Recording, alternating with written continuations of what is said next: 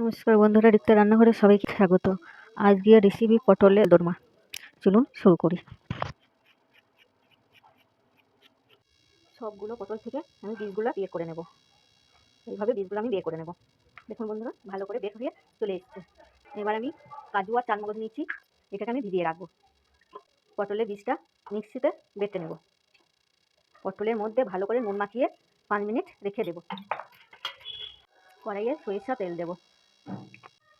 পটলের পুরটা তৈরি করে নেব। গোটা জিরে, আদা কুচি,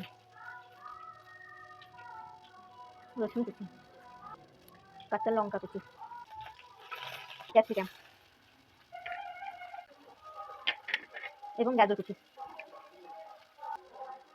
জিরে গুঁড়ো এবং ধনে গুঁড়ো,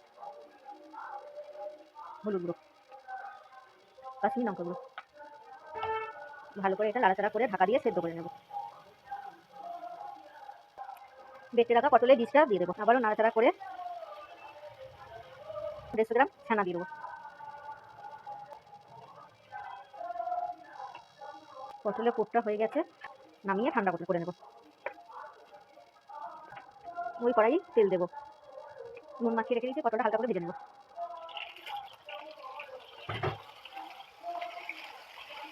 পটল ভাজা হয়ে গেছে, পটলটা আমি তুলে ঠান্ডা করতে দেবো।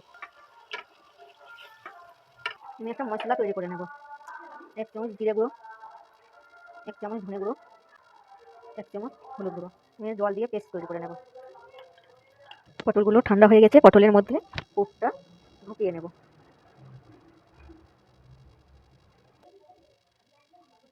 পটলের মধ্যে পুরটা ঢুকিয়ে নেব। সর্ষের তেল, গোটা গরম মশলা ফোড়ন, পেঁয়াজ বাটা, রসুন বাটা, আদা বাটা কষিয়ে নেব। বানিয়ে রাখা পেস্টটা, মশলা পেস্টটা, কাশ্মীরি লঙ্কা গুঁড়ো। মশলাটা কষানো হয়ে গেছে, আমি এখানে কাজু বাটা, চারমগজ এবং টমেটো একটা পেস্ট করে নিচ্ছি। আবারও মশলাটা ভালো করে নাড়াচাড়া করে নেব। স্বাদ মতো নুন এবং স্বাদ মতন চিনি। মশলার মধ্যে যতক্ষণ না তেল ছাড়ছে ততক্ষণ ভালো করে নাড়াচাড়া করব। মশলার মধ্যে তেল ছেড়ে দিয়েছে, এবার আমি 1 কাপ গরম জল দিয়ে দেবো।